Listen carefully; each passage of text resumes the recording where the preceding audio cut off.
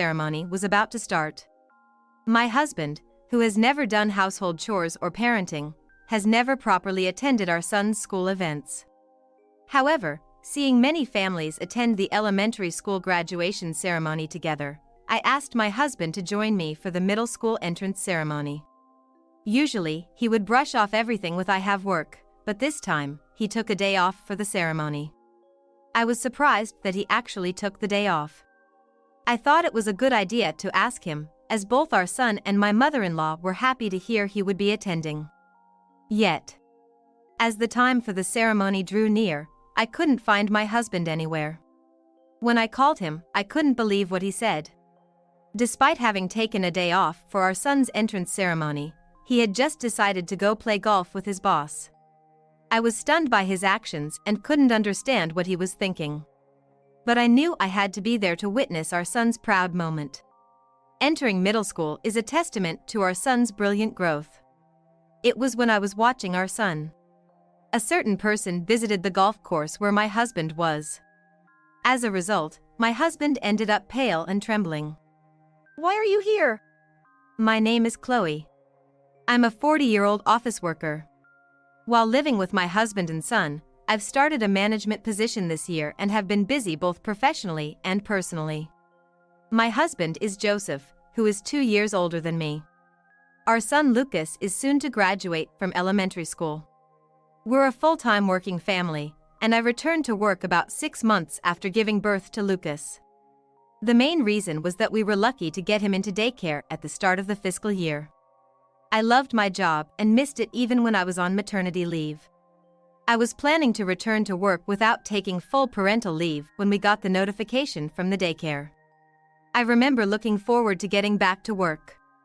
However, looking back on that time, when I was juggling work and family while sending my son to daycare, it was hectic.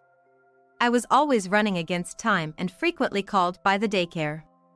There were many times I thought I couldn't handle it anymore. My mother-in-law was always there to help.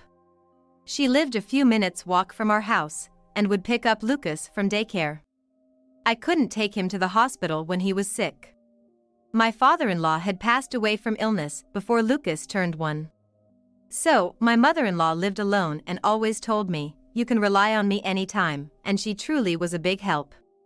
I relied on her a lot, but because we raised my son together, my mother-in-law and I have built a very good relationship. My folks live a plane ride away, and since my brother and his wife live with them, we're not really in a give-and-take relationship. That's why my mother-in-law's presence is such a blessing, and she's a real pillar of support for me. On the other hand, my husband, who should be my partner in all this. It's unbelievable that he's the son of such a kind mother, considering he does neither housework nor parenting. When our son was just a baby who could only cry, if I was holding and soothing him, my husband would mutter "so noisy" and click his tongue, moving to another room. He gets grumpy when my mother-in-law and I are taking care of our son, and he won't even change diapers, saying I can't deal with the mess. Even when it's his turn to feed the baby, he'd say, "Are you done?" I'm tired, and quit halfway through. Even if I'm swamped with taking care of our son and work, to the point where I can't even wash dishes, hang laundry, or tidy up toys, my husband just adds to the mess, piling up dirty dishes, increasing the laundry, and kicking toys around as he walks. I've tried to talk to him about his behavior. I even changed my approach and asked for help in a more pleading way. But he just gets annoyed and ignores me. There was never any improvement. If anything, he'd just click his tongue and lash out at things even more. So, I stopped trying to get him to change and decided not to expect anything from him. Even if I spend a lot of time and effort trying to communicate what I want from him in terms of parenting and housework, if there's no result, it only leaves me exhausted. In a life with no time or energy to spare, I didn't want to add more stress. If I don't consider him as part of the equation from the start, I won't be bothered when he does nothing. I think now, that was a way to protect my own mental state, which was on the brink from being so busy and sleep-deprived. Seeing how my husband was, even my mother-in-law thought it wasn't good and gently scolded him. Very gently. "Joseph, Chloe is tired, too. Why don't you take a turn holding Lucas? He's so cute, after all. I'm more tired from work. That's her job. But my husband didn't listen to his mother's words, dismissing them and retreating to the bedroom. He has this way of looking down on women, saying things like, because you're a woman or for a woman, you sure. He'd often make such remarks about female bosses or colleagues at work, which I thought might stem from an inferiority complex, but come to think of it, he said similar things about looking down on his mother. Since she's been a homemaker her whole life, only capable of housework and childcare, might as well let her do it. That was his response when I mentioned feeling guilty for always relying on my mother-in-law and wanting to get her something nice for Mother's Day. He said that and immediately looked down at his smartphone. I always felt that my mother-in-law's meticulous and thoughtful approach to housework and childcare was incredible. Feeling all the more so because I knew I wasn't cut out for it and couldn't manage it myself. My mother-in-law was always calm, kind, and smiling at my son. Her housework was always done efficiently and quickly. It wasn't just her years of experience, I thought her planning skills were exceptional. Her ability to anticipate the future and manage everything while preparing for unforeseen circumstances was admirable. And yet, without recognizing my mother-in-law's greatness, my husband looked down on her. "Chloe, I'm sorry." And my mother-in-law would apologize for her son Joseph's behavior. I don't think she should be the one to apologize, but she always tries to cover for and protect him. My husband is the only son his parents had wanted and had after much longing, and it seems he was quite spoiled. According to him, he was often scolded by his father, but his mother never scolded him. But from what I've seen, his father only pointed out the most basic common sense things, and it was far from what I'd call scolding. Yet, my husband would sulk or get down, so he probably thought he was being scolded. I didn't get to spend much time with my father-in-law, so I can't confidently say I fully understood what kind of person he was. But he wasn't a hot-tempered man. Rather, like my mother-in-law, he seemed to care deeply for his son, my husband, and was very devoted. It's probably more accurate to say that he felt stricter compared to my mother-in-law, but for my husband, being scolded by his father might have been a turning point for changing his behavior. That's why my husband now does whatever he pleases. His father has passed away, and he looks down on his mother. He has no interest in listening to me. I've given up on trying to communicate anything to my husband. I often hear that husbands need to be raised, but I just don't have the capacity to take care of him. Both my mother-in-law and I have stopped trying to correct him or ask for anything, and we're the ones raising our son. As a result, my husband freely goes out drinking and sometimes doesn't come home. He works in a department with almost no overtime, so he could technically leave on time every day. However, he's never even considered coming home early to take care of our son or do any household chores. In fact, I earn more than he does, and the money he contributes to our household is only about 2/3 of what I bring in. Despite this, he freely spends and doesn't come home, showing a complete lack of awareness. To be honest, I hate even thinking that such a man is Lucas's father. Getting divorced wouldn't particularly trouble me, and if it meant less stress, it might not be such a bad idea. However, I hesitated to take the step of divorce because I wondered if Lucas might not want his father erased from his home life. On a sunny and warm day in March, Lucas's elementary school graduation ceremony took place. Since the ceremony was on a weekday, my husband excused himself with a simple impossible and didn't attend, but I took a day off and went with my mother-in-law. It's amazing to think that the boy who was once so small at birth is now about as tall as me. Remembering his growth over the years, my mother-in-law and I were moved to tears. After the ceremony, the children came out to the schoolyard. It was their free time now, and they seemed to be taking the opportunity to take photos with friends and say their goodbyes.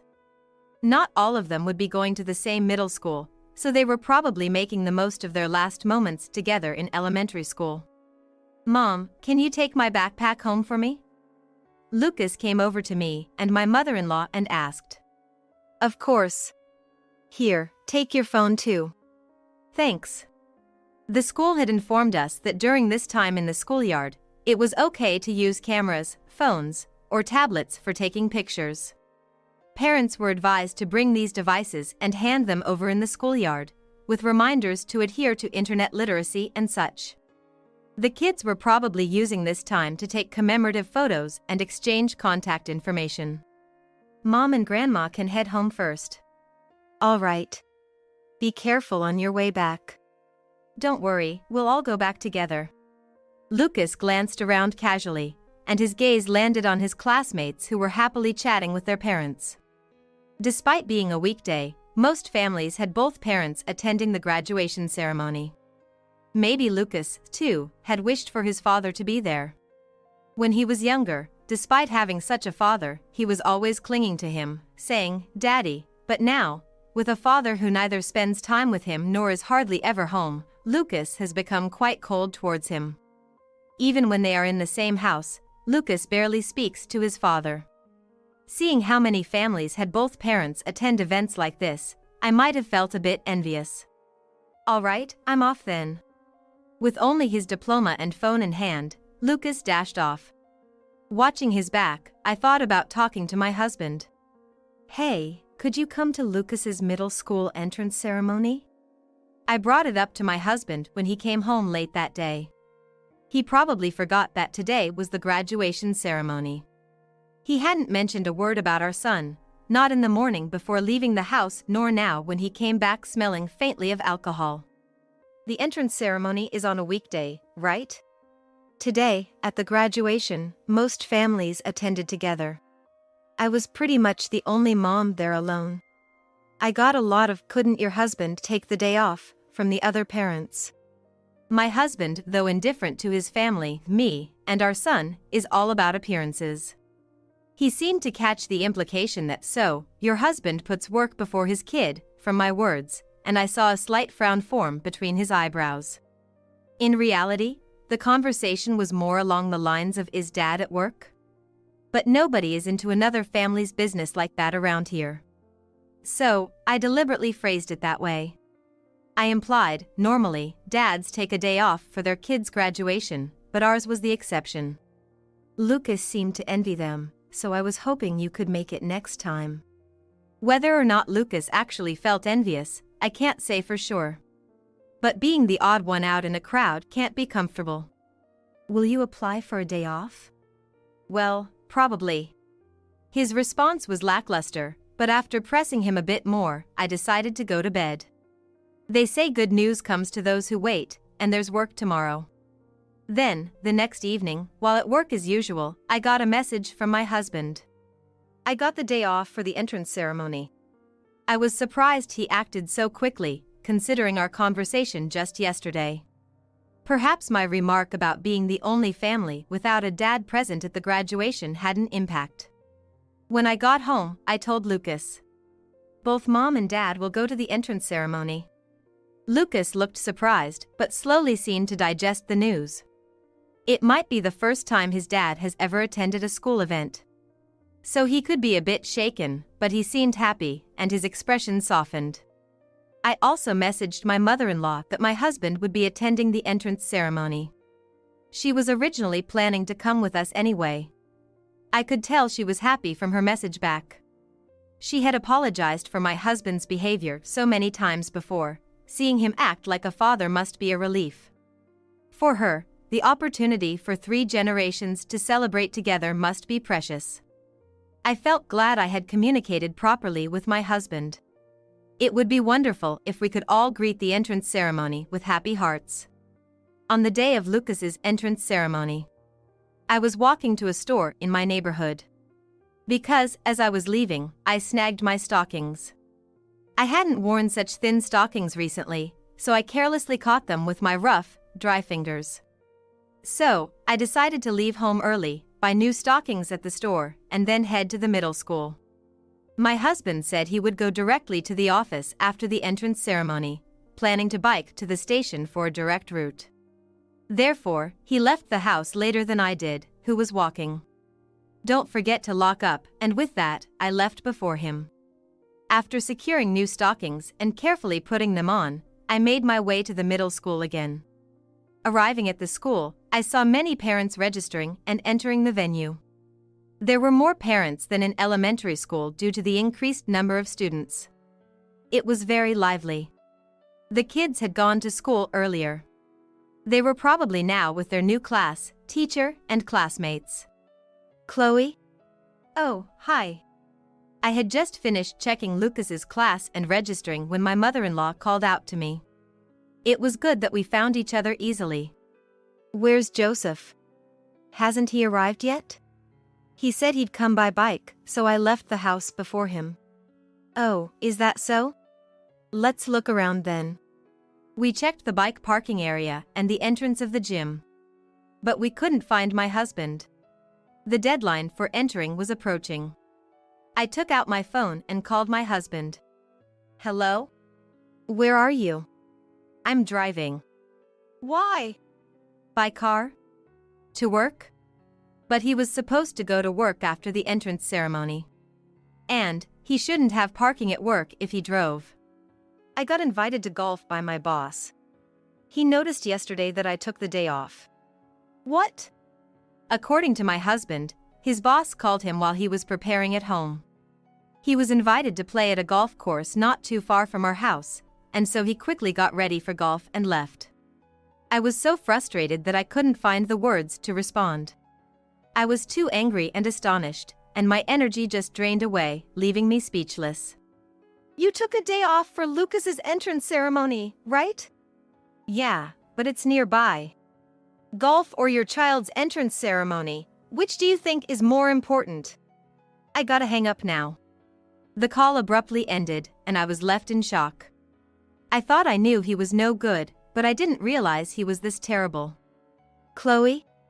What happened to Joseph? My mother-in-law's voice brought me back to reality. Lucas was looking forward to it.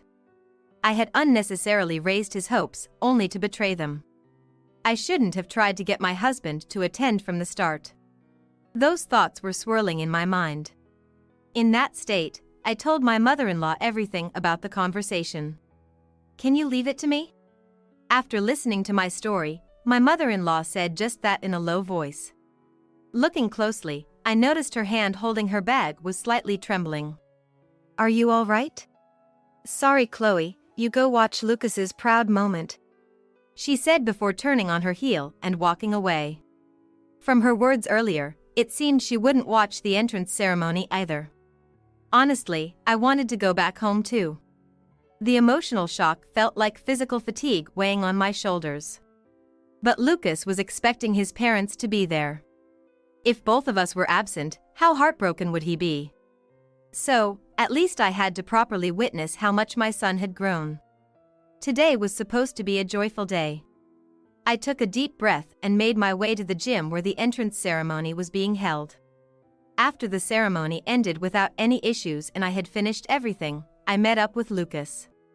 I couldn't tell if he had seen me during the ceremony.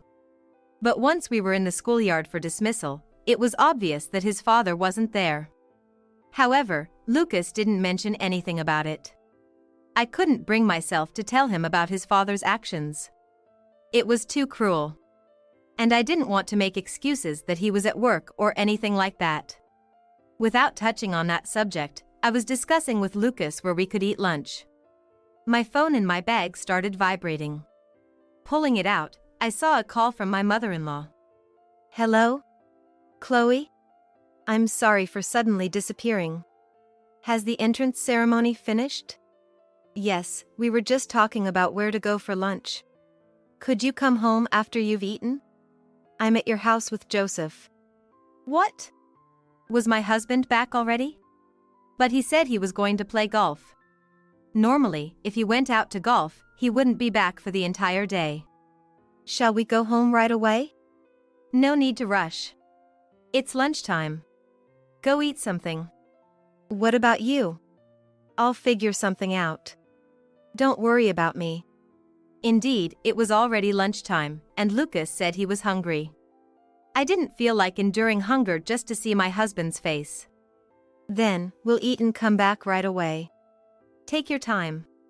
Taking my mother-in-law's words to heart, we went to eat Lucas's favorite pizza before heading home. Sure enough, there was a car in the carport. It seemed my husband had come back. I unlocked the door and opened it. Something could be heard from the living room. I just can't understand. I'd like to crack open your head and see what you're thinking. Gently opening the living room door with Lucas, we were startled by the loud voice. To my surprise, it was my mother-in-law, whom I've never seen raise her voice like this before. My husband was sitting, his face pale and trembling. In front of him stood my mother-in-law, a stark contrast to her usual calm demeanor, looking furious. Welcome home. Noticing me and Lucas frozen near the door, my mother-in-law greeted us with her usual tone and expression. Though I felt relieved, my husband remained bowed and trembling. Lucas, I'm sorry we couldn't attend your entrance ceremony. I had to go catch Joseph. My mother-in-law apologized to Lucas. Wait, had to go catch him? What do you mean? I went to the golf course, grabbed him by the scruff of his neck and brought him back. What? I couldn't imagine my mother-in-law doing such a thing. But since my husband was here, it must be true. You managed to bring him back. I told his colleagues at the golf course he was supposed to have taken the day off for his son's entrance ceremony today, but suddenly disappeared to go golfing. Don't you think he's a terrible father? I see. Initially, Joseph was all, this is also part of my job. But then one of the seniors there got angry, saying, it's a milestone for your son. What are you doing? Perhaps it was the boss who had invited him to golf. He probably didn't know the reason for the day off, and he must have been shocked too. Plus, it was good that his colleagues got to see his true colors. Serves him right. They told him, go right now. So, I dragged him away just like that. Wow. He must have been quite surprised when I showed up. He let out such a pathetic scream. It's embarrassing for a man his age. My mother-in-law sighed. The phrase "a mother's strength" came to my mind. I couldn't be more thankful to her. I couldn't have brought him back or had a serious conversation about this matter on my own. Thank you. How could I leave a scumbag who would rather play golf than see his son's proud moment? But it was all so shocking. I couldn't believe my usually gentle mother-in-law did such a thing. Seeing how scared my husband was, it must be true that when a person who rarely gets angry does, it's frightening indeed. Were you playing golf? Lucas asked his father. His voice made my husband look up, but Lucas's expression was blank. I didn't have high hopes, but I'm thoroughly disappointed. I don't have a father, and I don't need one. His voice was cold. With that, Lucas went upstairs, and the sound of his room door slamming echoed. My husband looked shocked. He deserved to be told off, and he had no right to make that face. I don't need a son like this either. My mother-in-law added insult to injury. All you ever do is what you want. Are you even capable of holding down a job as an adult? I am.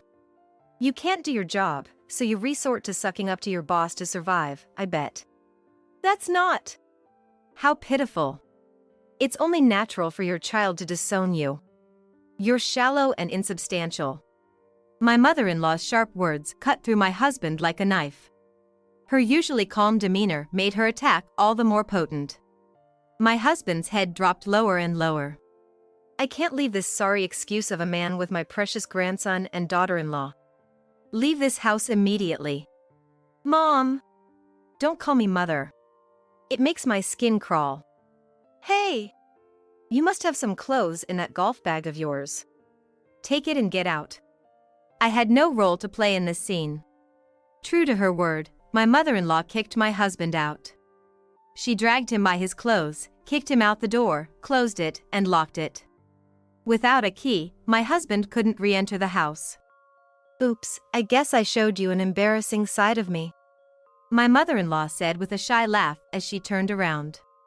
Somehow, all the tension left my shoulders, and I couldn't help but laugh too. About 10 days after the tumultuous day of my son's entrance ceremony, my husband and I were sitting opposite each other at the dining table. I had received a message from him the day before saying, "I want to talk." This was the first contact since he had been kicked out of the house. I was wrong. I'm truly sorry," he said, and I watched with a cold gaze. After that incident, I had a lot of talks with my mother-in-law and son, and we had already decided what to do next. "Let's start over. From now on, I'll..." "There's no from now on." I interrupted him and laid the divorce papers on the table. "What?" "We're getting a divorce." "Wait, just wait, from now on I'll..." "You're not needed in our lives. But you will fulfill your responsibilities." Next to the divorce papers, I placed several photographs. Upon seeing them, my husband's eyes widened, and he gasped. These photos were evidence of his affair. There were pictures of him walking with another woman, entering a hotel, going into a condo with her, and he entered alone. All the photos clearly showed his face. My mother-in-law had hired a detective agency, and she handed over all their findings to me. I had previously mentioned to her that my husband sometimes didn't come home. Hearing this, she secretly had him investigated. Perhaps this was why she stormed the golf course. Her patience had snapped. Regardless, I decided to make good use of these investigation results. "So, this lady is a night worker, huh?" "Unfortunately for you, it seems she's found someone better than you." "What? No, that's not..." He quickly fell apart at a little provocation. Well, with such concrete evidence, any attempt to hide it would be futile. "After you were thrown out here, you rolled into her place, right?" "She has another place to live besides this house, you know." "What?" "It seems a generous gentleman has rented a condo for her. After being kicked out of the house, my husband contacted her, and she let him stay in her place for a while. However, the lifestyle of a woman who works at night and a 9-to-5 worker are two different. It's natural to live like ships passing in the night, but my husband hadn't realized she was hardly ever home. After all, they usually met at her workplace, and he could only go back to the place with her when he managed to book her for the after hours. It's no wonder he hadn't noticed. It turns out this apartment was meant for her work, just being used to entertain special clients like my husband. Unaware of such details, my husband was overjoyed that she had accepted him and secured a temporary residence, but unfortunately, the beautiful night butterfly was far more cunning. And there he was, trying to win me back while living off his affair partner. I can't begin to understand what was going through his mind to act this way. "You must have thought I knew nothing to dare suggest we start over." "No, I mean, really, from now on, I'll do it properly." "I told you there's no from now on." "I'm tired of hearing it." "Chloe. Let's settle the future through lawyers. The divorce papers will be collected by the lawyer, so have them ready," I said, standing up. I'm not interested in his endless excuses. I'm not at my leisure. "My son and I won't live here anymore. Please enjoy your solitude." I left the house keys on top of the divorce papers and walked away. He didn't say anything more. My son and I had already rented a new place close enough to not change his school district. It's also not far from my mother-in-law's house, so our relationship with her remains unchanged. My son and I are living more freely than ever. I wish we had done this sooner. Afterward, I made sure to demand child support, finalizing the divorce. Because of that, he was scorned by her, and it seems he got banned from the club where she worked. My husband was devastated to learn his infidelity was discovered, was toyed with by his mistress, and then dumped. The divorce discussions with the lawyer dealt him a significant blow. At work, he was rumored to be a terrible parent for choosing golf over his son's entrance ceremony, leading to cold treatment from his colleagues.